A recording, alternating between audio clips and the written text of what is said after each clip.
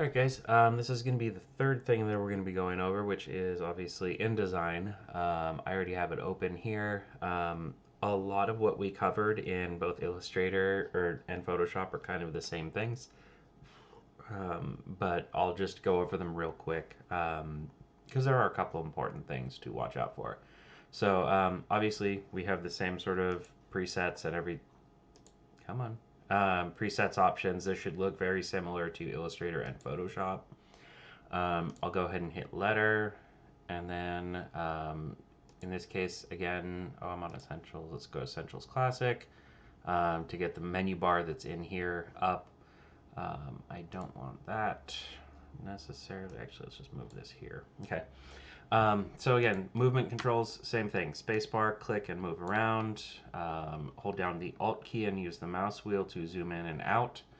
One of the key differences that you're going to have between InDesign and Illustrator or Photoshop is that pages are the same size, typically, and then they're going to organize themselves up and down. So if I go to Pages up here, and again, that's under Window Pages if you don't have this already. As I add pages, they're going to come in as a left, right, left sort of layout. So, right, left, right. But they'll continue to do this as you add new pages. And that's because Illustrator is sort of designed more as a layout for publishing, or at least in this setting, it's set up to publish books. The way you guys will typically use it is going to probably be more for presentations. But in the same vein, you could also use Illustrator if you're only putting together 2 or 3 boards. InDesign really shines when you're doing print publications like magazines. So let me get rid of some of these here real quick. Actually, let me keep that one. Actually, let's keep these. Okay. So something to show you guys before we get into some of the other tools here. Right now, you see that there's a parent right here, and then there's none. If I drag this to this thing right here and apply it, you see that that A disappears. What these are little templates that you can apply to pages. And so if I double click on this A parent right here, it's going to open this up. So right now I'm in the menu, it's got that highlighted. And if I go in here and again, same text controls as you have for Illustrator, it's not going to enter that text that we saw before. The lorem ipsum text that we got in InDesign, but it will. Actually, let me shrink this down so you can see. It'll offer again this little plus sign, and if you click on the plus sign, you can extend that text down. It's going to expand it because it wants to set up more for a print layout, but you can continue to use this little thing to. Ooh, where is it? To chain together text boxes like I showed you guys in Illustrator. But we can get rid of this for now. Okay, so anyway, I put this little block of text over here and this block of text over here. So now if I double click back to my pages, you can see that here I am on the pages and they have that that little bit of stuff that's there. You can alternate it and apply different patterns to different sides or not. Let me create a new one. So new parent. We'll call this B. So if I was setting this up for something where I would have a... where'd that go? Nope. Left header. And then a right header.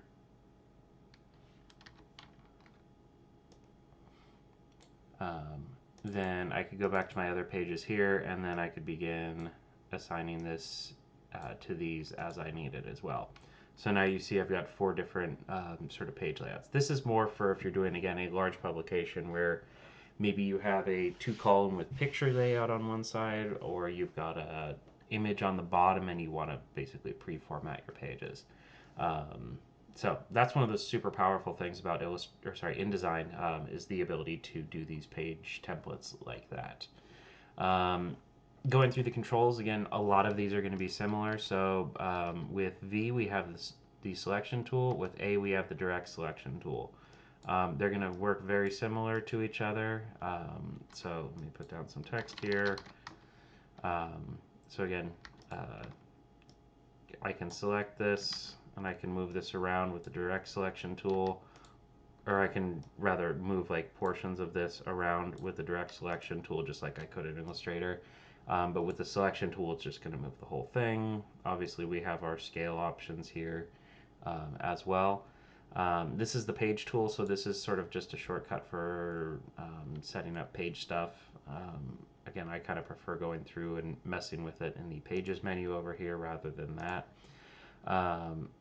The gap tool is for putting gaps between things. Not terribly important unless you're doing, again, print layouts. Type tool is where you'll enter text. Line tool, if you end up having to do lines, I think in InDesign, you've already lost the point. Typically, any work that I put into InDesign, if it's an image, I would have modified it in Photoshop. And if it's vector art, I would have modified it in Illustrator. And then I would export those files for use in InDesign, which is what we'll get to later this week. So the line tool I typically don't ever use. Same for you have the same pen tool that we had in Illustrator. It just doesn't work as well in here, right? So unless you plan on unless there's something very specific that you need to throw in here that you couldn't do in Illustrator, I would just do it in Illustrator and then bring it into this program. There's a pencil tool. Again, this is going to work very similar to the pencil tool that was in Illustrator. We have rectangle frame and rectangle tool. The rectangle tool is going to do obviously some of the same things that we got in Illustrator. But we'll double back to this frame tool in a little bit here. Obviously, you've got the gradient option right here. So you can create gradients just like you could in, in Illustrator. You can also apply them to the strokes as well. But again, you just don't get the same level of control here that you do.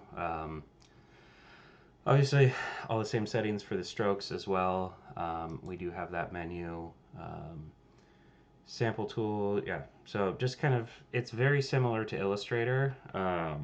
It's just more optimized for layout. So let me get back to a couple other things. So one of the things, let me grab a picture of the puppy again since it's right here. So when you place images into InDesign, you can't just drop them in here. It wants you to size them. So first thing I'm going to do is I'm going to click. Oh, let me try that again. Click and I can drag it. Otherwise, it's going to place it in full size like that. So I just prefer clicking and dragging it to get a corrector size because otherwise you have to resize them.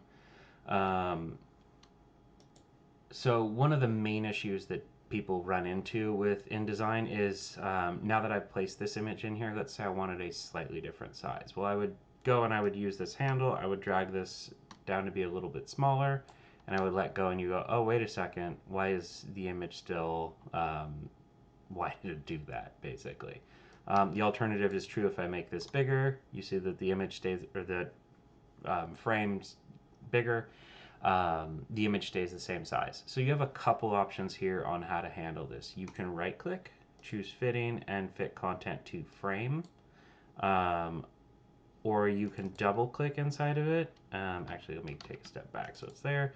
You can double click in here. So if I double click, you can see this little brown border just appeared.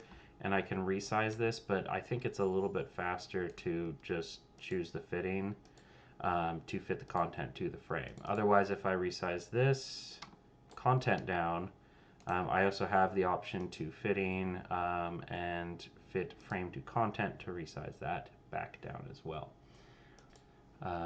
But if you don't want to deal with all of that, the easiest way I think is just to hold down the control key. Because just holding down the control key while you do this is what kind of automatically does that. So it's a weird idiosyncrasy with InDesign where it adds this extra frame that is part of the image, but it's just sort of wrapped around it. And you can see that right now the frame has no settings. The idea is that you can go in and click on this and add a border to images easily. You can change the stroke if you want, and because that frame is attached to the image, oops, grab the dog instead. You can see that ideally it's a way that you can basically add a border to an image quickly and easily. I hate it, it's annoying, it's frustrating. Just hold down control if you're trying to resize it, okay?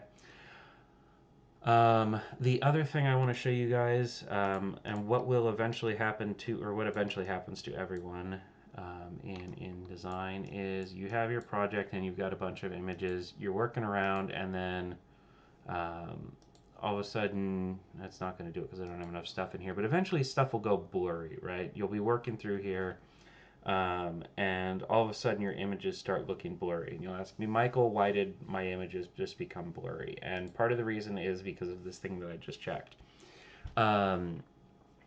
Because this program is designed to hold, say, in my case, I've worked on magazines as big as 128 pages, you end up with tens, if not hundreds, of images in here. And so, in order to operate better, InDesign will actually um, show lower resolution or blurrier, basically, images as temporary things to allow it to work faster.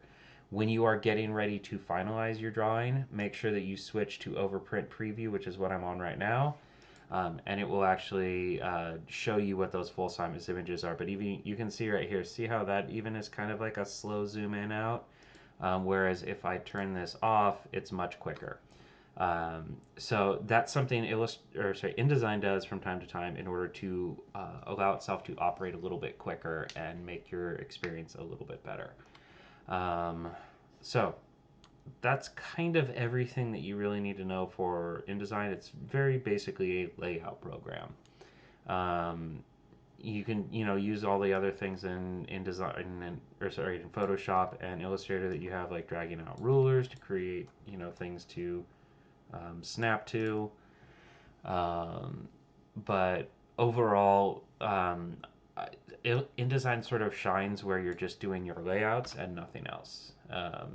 That's a personal opinion, but realistically, anything that you can do in InDesign, you can pretty much do in Illustrator better, except for large document setups.